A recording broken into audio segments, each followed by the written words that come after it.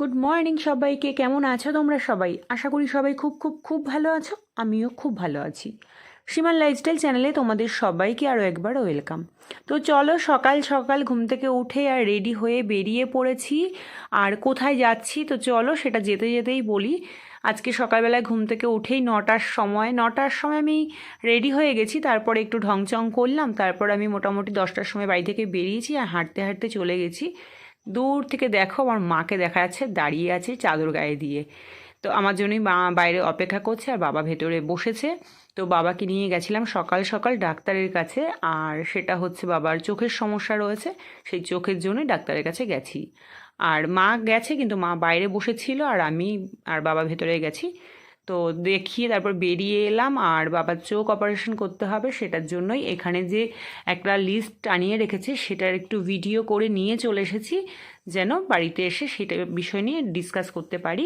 আর কি অপারেশন করলে কতদিনে সুস্থ হবে সমস্তটাই ওখানে একটা লিস্ট টানানো রয়েছে, কত কি প্রাইস সমস্তটাই।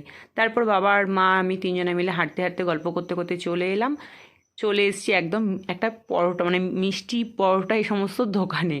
তো মিষ্টির দোকানে চলে এসে যেটা ব্যাপার হলো সেটা হচ্ছে আমার একটা ছোট্টবেলাকার কথা মনে পড়লো। ছোটোবেলায় বাবার সাথে বাজারে যেতাম আর বাবা মানে আমার বায়না ছিল যে একটা করে পরোটা খাওয়াতেই হবে। আর তখন 2 টাকা করে পিস ছিল পরোটার। তো বাবার কাছে আমি এটা খেয়েই থাকতাম। আর এখন আমি এত বড় হয়ে ফার্স্ট টাইম আমি বাবাকে দোকানে নিয়ে এসে পরোটা খাওয়াতে পেরেছি। তো বেশ একটা মনে হলো যে ছোটোবেলায় বাবা আগে আমাকে খাওয়াতো আর এখন আমি বাবাকে খাইয়েছি, বেশ একটা ভালো লেগেছে জিনিসটা। ঘুম থেকে উঠেছিস? হ্যাঁ। বলে দে বন্ধুদেরকে যে আজকে আমাকে অনেক জনম পরে দেখতে পেয়েছো। আমি সকালবেলা উঠেছি অনেকদিন পর। কালকে হচ্ছে আমি সারা রাত জেগে সারাদিন জেগে তারপর 13 ঘন্টা ঘুমিয়ে এখন আমি সকালে উঠেছি। খুব গর্বের সাথে বলছিস। হ্যাঁ, কি ফ্রেশ লাগছে জীবনটা। আচ্ছা, হ্যাঁ। তাহলে তো সকালে খাওয়া হয়ে গেল, এবার দুপুরে কি করবি? তাহলে আমি সেই বুঝে রান্না করবো, নইলে রান্না বন্ধ আজকে। ফ্রেশ থাকে না? হ্যাঁ, হ্যাঁ, রাতে বলছি দুপুরে কি খাবি? দুপুরে যা খুশি একটু করো না। খাবি তো? হালকা খাবার যাই করবো। সেদ্ধ ভাত? হালকা খাবার মানে কি? সেদ্ধ ভাত? সেদ্ধ ভাত? ছি। হ্যাঁ। হ্যাঁ। রাতে আবার পিকনিক, তাহলে দুপুরবেলা সেদ্ধ ভাত খেলে রাত্রেবেলা একটু ভারী কিছু খেলে ঠিকঠাক। হালকা ডাল করো তাও চলবে, কিন্তু হালকা। তাহলে কি করবো? পাতলা ডাল। ডিমের কারি করবো? না, সব না, হালকা খাবার। ওই তো বললাম তো, আলু সেদ্ধ, ডাল সেদ্ধ। ঠিক আছে। আচ্ছা ঠিক আছে। হ্যাঁ, বল। আর আমার টেবিলটার ঠিক এই রকম অবস্থা, সমস্ত কিছু রয়েছে এখানে, সব ঠিকঠাক করব। রয়েছে চপ, রয়েছে এখানে ভাত, একটু শাক রয়েছে, ডাল রয়েছে, এগুলো দিয়ে আজকে এবেলায় চালিয়ে দেবো। এক গাদা বাসন, মানে ছেলেকে খেতে দিয়েছিলাম সকালের খাবারটা, এসেই তাড়াতাড়ি করে ওকে খেতে দিয়েছি। আর খাবার দাবার কমপ্লিট করার পরেই বাসন কোসনগুলো রয়েছে। আর রান্নাঘরটার এই রকম অবস্থা রয়েছে, মানে তাড়াহুড়ো করে করেছি। তো চলো কাজগুলো ঝটাফট করে সারি। আর প্রচুর ধুলো পড়ে রয়েছে এই লাইটটার মধ্যে রান্না করতে করতে। আর এই লাইটটার এই রকম অবস্থা, মানে রান্নার তেল ছিটে ছিটে গিয়ে একদম যাচ্ছে তাই অবস্থা। কিন্তু এই লাইটটাকে যতই আমি পরিষ্কার করি না কেন, আমাকে যেহেতু কারেন্টের জিনিস জল দিয়ে পরিষ্কার করতে গেলেও ভয় লাগে, তো এইগুলো একটু পরিষ্কার করব। তো চলো, আজকে তো রান্না বান্না সেইভাবে নেই। কি কেন কেন যাব? আর এই অবস্থা জানা কেন, কিসের জন্য? তো চলো এইগুলো সমস্ত কিছু পরিষ্কার করি। আর কি বলছিস? হ্যাঁ, কে কে কবে? হ্যাঁ, আজকে আমার কাজ আছে অনেক, দাঁড়া কাজগুলো সেরে নি, তারপর বলছি। এই হাতে নিলাম। হ্যাঁ, পড়ে গেল, ওইটা নিয়েই যাবে। টোটো নিয়ে আসো, যাও। হ্যাঁ, টোটো নিয়ে আসো। হ্যাঁ, কি অশান্তি। তো যেটা বলছিলাম আর কি, তো তারপর মিষ্টির দোকান থেকে পরোটা খেলো মা বাবা, আমি তিনজনে মিলেই খেয়েছি। কিন্তু আমি যেহেতু ক্যামেরাটা করেছি সেই জন্য আমি আর আমার মতো করে ভিডিওটা আমার দিকটা দেখাতে পারিনি, তো মা বাবাকেই দেখালাম। আর যেটা বিষয় আজকে, সত্যি কথা, বাবা মার ঋণ কখনো শোধ হয় না, জানি এটা। কিন্তু মানে আমি যদি কিছু একটু, বাবা যেটা ছোটোবেলায় আমার জন্য করেছে, আমি যদি তার জন্য ওই ধরনের কোনো কিছু একটা করতে পারি না, বেশ ভালো লাগে। মনে হয় যে না, আমিও আজকে বেশ বাবার জন্য কিছু একটা করতে পারলাম। ওই একটা সেই 2 টাকার সামান্য পরোটাটা আজকে যে আমি বাবাকে খাওয়াতে পেরেছি দোকানে নিয়ে এসে, সেটা আমার কাছে বেশ ভালো লেগেছে। আর আমি দোকানে বসেই যখন খাচ্ছিলাম বাবাকে তখন বলছিলাম যে বাবা তুমি আগে তোমার সাথে যখন বাজারে যেতাম তখন তুমি আমাকে এটা খাওয়াতা, আর আজকে বলছে না আজকেও আমিই খাওয়াবো, আমিই টাকা দিচ্ছি। আনছি না, তোমাকে দিতে হবে না, তুমি চুপচাপ বসো। তো অনেক এই নিয়ে জোরজাবস্তি করে তারপর ফাইনালি আমি দিয়েছি টাকাটা, কিন্তু আমার বেশ ভালো লেগেছে, তো সেটাই তোমাদের সাথে একটু শেয়ার করলাম। কিছুই না, কিন্তু দেখবে বেশ ভালো লাগে, বা আমার জন্য একটু ছোট ছোট জিনিসগুলো করতে পারলে। বড় কিছু করার মতো বড় এখনও হইনি, কিন্তু যেটুকুনি ছোট কিছু করতে পারলে ভালোই লাগে। আর তো তারপরে মা বাবার কাজ কিছু ছিল, সেই কাজকর্মগুলো কমপ্লিট করেছে। মা একটু ফুলের মালা টালা নিয়েছে, আমিও টুকটাক দুই একটা মানে এই একটা চেন কিনেছি। তারপর আমার ছেলের জন্য একটা হাতের মানে রূপোর চেন ছিঁড়ে গেছিলো, সেটাকে ঠিক করতে দিয়েছিলাম, সেটা নিয়ে এসেছি। তো এই সমস্ত কাজকর্মগুলো কমপ্লিট করে তারপর মা মায়ের মতো চলে গেছে, মানে মা আর বাবা চলে গেছে, আর আমিও বাড়িতে চলে এসেছি। তো এসে এই কাজকর্মগুলো নিয়ে বসে গেছি। তো এরপরে মায়ের কয়েকটা কাজ ছিল, একটু ফুলের মালা নিল, তারপর কানের টানে সিটি গোল্ডের টুকটাক দুই একটা জিনিস কেনাকাটা করেছে, আর সেখান থেকে আমিও একটা চেন কিনে নিয়েছি। তো বেশ ভালো লাগলো, দেখলাম যে নিয়েই নিই। আর আমি সেইভাবে সিটি গোল্ডের কোনো কিছু পড়িও না বলে আমার কেনাও হয় না। আর আগে একটা সময় পড়তাম প্রচুর পরিমাণে, কিন্তু তখন যেগুলো ছিল সমস্ত কাচিয়ে কুচিয়ে সব দিয়ে দিয়েছি বাচ্চা কাচ্চাদেরকে। তো এই হলো বিষয়। তারপর কেনাকাটা করে মা আর বাবা বাড়িতে চলে গেছে, আর আমি আমার মতো বাড়িতে চলে এসেছি। এসে ছেলে দেখলাম, আমি যখন ঘুম থেকে উঠে মানে আমি যখন যাই আর কি, আমার ঘুম থেকে ওঠার আগে আজকে আমার ছেলে ঘুম থেকে উঠে গেছে, কিন্তু আমি যখন বাবাকে ডাক্তার দেখানোর জন্য বেরোই তখন ছেলে বাড়িতে ছিল না, ও বেরিয়ে গেছিলো।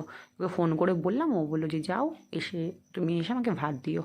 তো আমি দেখলাম ঠিক আছে। এবার এসেই ও বলছে আমাকে ভাত দাও, ভাতটা করার সময় পাইনি, তো সেই জন্য যা ভাত ছিল সেগুলো গরম করেছি, আর গরম করে ডিমের অমলেট করে আর ডাল ছিল গরম করে দিয়ে দিয়েছি ওকে ভাত। তো ভাত খাওয়া দাওয়া হয়ে গেছে, আর আমি বাসনগুলো ধুয়ে মেজে আগে একটু সাইড করে নিই, কারণ ছোটো জায়গা তো কাজ করতে একটু অসুবিধে হবে সেই জন্য। আর আজকে আমি রান্নাঘরটাকে পরিষ্কার করব, কারণ আজকে যেহেতু রান্না নেই সেই জন্য ভাবলাম তাহলে কি করব, আজকে দিনটাকে নষ্ট করে লাভ নেই, তাহলে আমার রান্নাঘরটা এই ফাঁকে পরিষ্কার করা হয়ে যাবে। রান্নাই আমাদের মেন কাজ থাকে, কিন্তু রান্না ছাড়াও কিন্তু অনেক কাজ থাকে। তো রান্নাঘরটা পরিষ্কার করব, আর যেহেতু সাদা তো টাইলসগুলো, সেই জন্য না আমার 2-1 দিন পর পর পরিষ্কার করলে খুব সুবিধে হয়। অল্প নোংরা হলেই মানে হয়ে যায়, কিন্তু রান্না করতে করতে দেখবে ডিপ ক্লিন কিন্তু হয় না। আমরা মুছি পরিষ্কার করি, কিন্তু একটা যে সাপ্তাহিক পরিষ্কার সেটা তো সাপ্তাহিকের দিনই হয়, সেই দিনকে শুধুমাত্রই মানে পরিষ্কারের জন্যই আমি রাখি দিনটা। তো সেইভাবেই আর কি আজকে রান্নাঘরটা পরিষ্কার করে নিচ্ছি। আর যেহেতু ওই যে বললাম না লাইটটা মানে আমার টিউবটা রয়েছে রান্নাঘরে, টিউবটার মধ্যে এত তেল ছিটে ছিটে পড়ে, মানে তেল তো জমবেই একটা জায়গায়, এইটার মধ্যে আর জানালা দুটোর মধ্যে, এই জায়গা দুটোর মধ্যে প্রচণ্ড তেল পড়ে। কিন্তু যেহেতু কারেন্টের জিনিস সেই জন্য একটু রিস্কি হয়ে যায় আমার জন্য। তো আমার জন্য না, এটা সবার জন্যই হবে। তো যেহেতু জলের ব্যাপার, জল আর কারেন্ট দুটো একসাথে হলে তো একটা গন্ডগোল হয়েই যাবে, সেই জন্য একটু সমস্যা। তো আজকে ভাবলাম যে না একটু পরিষ্কার করব, রিস্ক নিয়েছি কিন্তু সাবধানেই কাজ করব। তো না কাজ করলে হবে না, কারণ অনেকটা নোংরা হয়ে গেছে। আর যেহেতু আজকে রান্নাটা নেই, তাহলে এই সুযোগে এই কাজটা কমপ্লিট করে নিই, কারণ এক এক দিন এক একটা কাজ কমপ্লিট করতে হবে।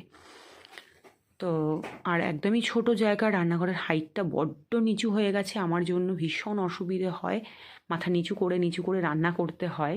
শুধু মনে হয় কবে যে একটু রান্নাঘর করতে পারবো, কিন্তু রান্নাঘর করার মতো সেই জায়গাটাও আমার নেই যে আমি এই জায়গাটা মানে অন্য কোথাও ট্রান্সফার করব রান্নাঘরটা, সেই পজিশনটাই নেই। তো এই মানে ঝাঁকাটাকে আগে সরিয়ে নিচ্ছি। ঝাঁকা না, র্যাকটা, আমি এরমই উল্টোপাল্টা বলে থাকি। তো এই র্যাকটাকে সরিয়ে নিলাম, আর আগে 2-1 দিন আগেই ওটা একটু পরিষ্কার টরিষ্কার করা আছে, সেই জন্য ওই কাপ প্লেটগুলো আর কিছু মাজতে হলো না, সেই জন্য শুধু আলগা করে তুলে রাখলাম। আর এই কালো ট্রেটাকে একটু মেজে নেব। তো চলো, আমি না তোমাদেরকে একটা কথা বলতে চাই। আমার একটা যখন আমি সবে সবে ব্লগ চ্যানেল খুলেছি, তো তখন আমি একটা আমার ছেলের সাথে একটা চ্যালেঞ্জ ভিডিও করেছিলাম। তো সেই ভিডিওতে না বেশ অনেক ভিউজ হয়েছে, 3K ভিউজ হয়েছে। আর ওটা আমার জন্য মানে অনেক আনন্দের, অনেক আনন্দের, কারণ মানে 3K মানে আমার কাছে প্রচুর আনন্দের। আর আমার ফার্স্ট টাইম 3K ভিউজ হয়েছে এই ভিডিওটায়। আর ভিডিও করে যদি ভিউজ না হয় দেখবে খুব মন খারাপ লাগে, আর ভিউজ হলে তবু একটু ভালো লাগে, মনে হয় যে না ঠিকঠাক তবু ভিডিও করি। তো চেষ্টা করি, জানি না কতটা পারছি, শেখার অনেক কিছু আছে জানি। ছোটদের থেকেও অনেক কিছু শেখার আছে, বড়দের থেকেও অনেক কিছু শেখার আছে, শেখার শেষ নেই, কিন্তু তার মধ্যে থেকেও চেষ্টা করি। আমি আমার 100% দিয়েই কাজটা করছি, আর কাজ করে যাব। অবশ্যই তোমাদের ভালোবাসা একদিন পাবো, কিন্তু তবুও তোমাদেরকে বলবো, যদি যারা যারা আমার ভিডিও দেখছো বা যাদের কাছে আমার ভিডিও অলরেডি পৌঁছে গেছে, তো তাদেরকে বলবো আমার সাথে থেকো, আমার পাশে থেকো তোমরা। আর আমার ভিডিও কীরকম লাগছে, কে কোথা থেকে দেখছো, সেটা অবশ্যই কমেন্ট সেকশনে জানিও। ঠিক আছে, বলি সমস্ত ভিডিওতেই আমি এই কথাটা বলে থাকি যে যদি ভিডিওটি ভালো লাগে অবশ্যই একটি লাইক করে দিও, আর অবশ্যই কে কোথা থেকে দেখছো সেটাও কিন্তু আমাকে জানাতে ভুলো না।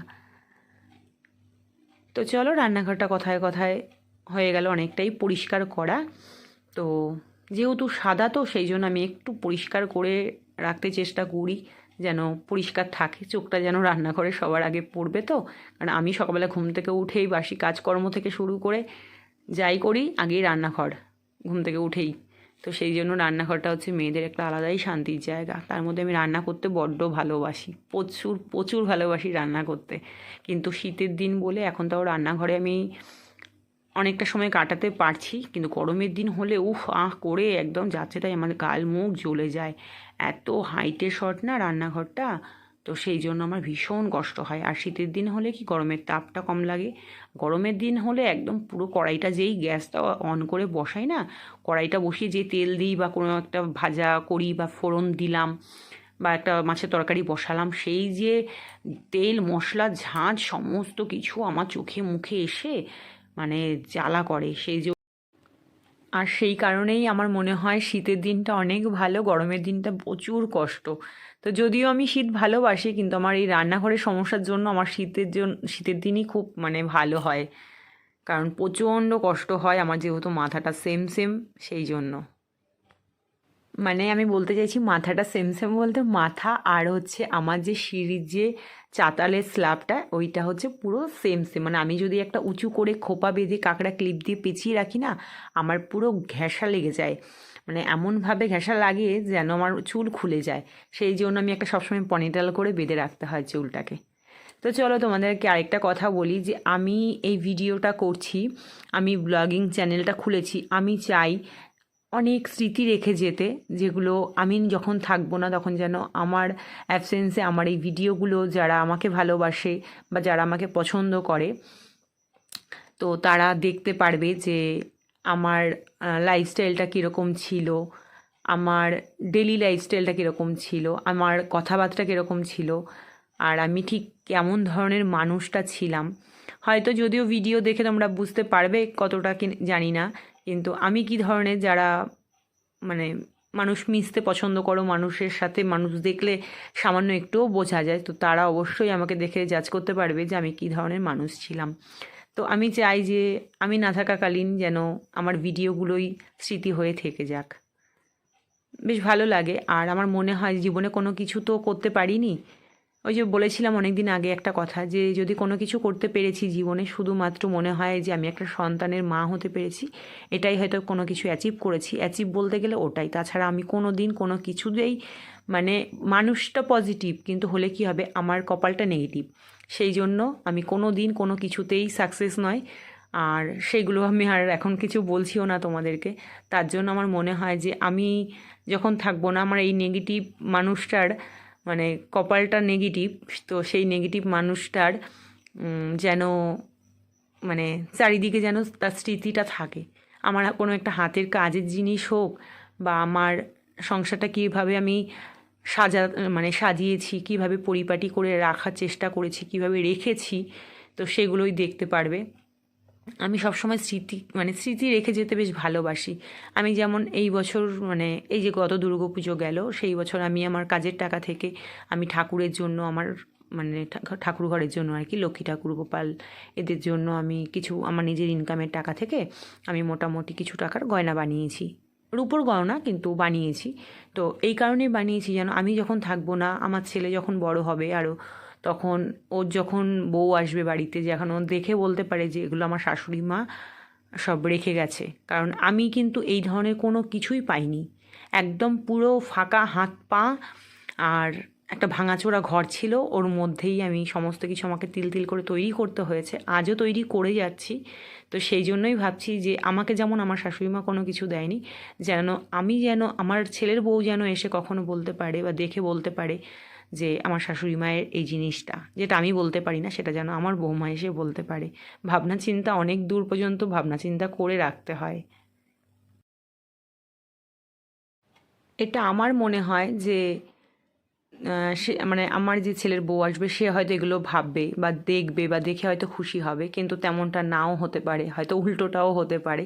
কিন্তু আমার ভাবনা চিন্তা এই কারণেই থাকে, যেহেতু আমি কোনো কিছু কোনো দিন পাইনি, আমি একটা চামচও পাইনি, একটা সূচও পাইনি, একটা বাটিও পাইনি, আমি কোনো কিছুই পাইনি। তো সেই জন্য আর কি আমার সবসময় এসব ভাবনা থাকে। কিন্তু আমি চেয়েছিলাম যেন আমি মানে সুন্দরভাবে একটা সাজানো গোছানো সংসার হবে, কিন্তু সেইটা আমার কপালে হয়নি। আর যেইটুকুনি পেয়েছি মানে আমাকে করে নিতে হয়েছে, আর যেইটুকুনি করে নিয়েছি সেইটুকুনিতেও মানে অনেক সমস্যা বাধা সমস্ত কিছু অতিক্রম করে তারপরে আজকে এই জায়গাটায়। তো চলো, কাজকর্ম সব কমপ্লিট করা হয়ে গেছে, আর এইটুকুনি জায়গা আমার মাটি রয়েছে, মানে মাটি আর ঘাস, তো মাঝে মাঝে এটা একটু পরিষ্কার করি। কিন্তু যেহেতু খোলামেলা বাড়ি তো কোনো গাছ টাছ লাগাতে পারি না, কিন্তু শখ প্রচুর, কিন্তু অনেক লাগিয়েওছি, গত বছরও বেশ কিছু গাছ লাগিয়েছি, কিন্তু যেহেতু গরু ঢুকে খেয়ে নেয় সেই রাগে মনের দুঃখে এবছর আর কোনো গাছ লাগাইনি। যতদিন না আমার মানে ঘেরাও হবে আর ততদিন আমি কোনো গাছ টাছ লাগাবো না। তো এখানে সাদা ফুল গাছটা লাগিয়েছিলাম লকডাউনের সময়, তো এই গাছের ফুলটা দিয়ে পুজো দিই। আর এখানে রয়েছে করবী ফুল গাছ, তো এই করবী ফুল গাছ যেহেতু খেতে পারে না, তাই জন্য যদি খেতে পারতো আমার মনে হয় এই করবী ফুলের গাছটাও খেয়ে নিত। তো এই গাছটা লম্বা ধ্যারেঙ্গা হয়েছে, কিন্তু একদম ফুল টুল কোনো কিছুই এখনও পর্যন্ত আসছে না। তো প্রচুর বড় হয়েছে, আর নিজের হাতে লাগানো গাছ বেশ একটা ভালো লাগে। তো চলো, তোমাদেরকে রান্নাঘরটা আজকে দেখিয়ে দিই। আর আজকে আরেকটা কথা তোমাদেরকে বলে রাখি, যে আজকের এই সারাদিনের ব্লগটা আমি কিন্তু একটা ভাগে দিতে পারিনি, মানে আজকের ব্লগের মধ্যে সারাদিনেরটা দিতে পারিনি, তো সেই জন্য আমি নেক্সট পার্ট ভাগ করে নিয়েছি। আগামীকাল আবার আজকে সারাদিন কি করেছি, মানে স্নান করে আসার পরে আর কি কি করেছি সেইগুলো তোমাদেরকে নেক্সট ভিডিওতে দেব। কারণ এই ভিডিওতে দিলে না ভিডিওটা অনেক বড় হয়ে যাবে, সেই জন্য আর এই ভিডিওতে দিলাম না। একদম দেখো রান্নাঘরটা কত সুন্দর লাগছে, সাদা ধবধবে, এমনিতেই ধবধবে, তার মধ্যে আরও যেন গ্লেজ দিচ্ছে। আর পরিষ্কার জিনিস সবারই ভালো লাগে, কার না ভালো লাগে। ওই যে বললাম না, মানে পয় পরিষ্কার থাকলে না বেশ লক্ষ্মীশ্রী লক্ষ্মীশ্রী লাগে, তখন খাটনি কোথা দিয়ে উধাও হয়ে যায়, বেশ তখন আর গায়ে লাগে না। তবে আজকে আমার অনেকটাই পরিশ্রম হয়েছে, কারণ সারাদিন আমি অনেক কাজ করেছি। তো চলো, আজকের ভিডিওটা কিন্তু তোমরা অবশ্যই জানিও কেমন লেগেছে তোমাদের, আর ভালো লাগলে অবশ্যই পাশে থেকো, পাশে থাকার জন্য সবাইকে অনুরোধ করব।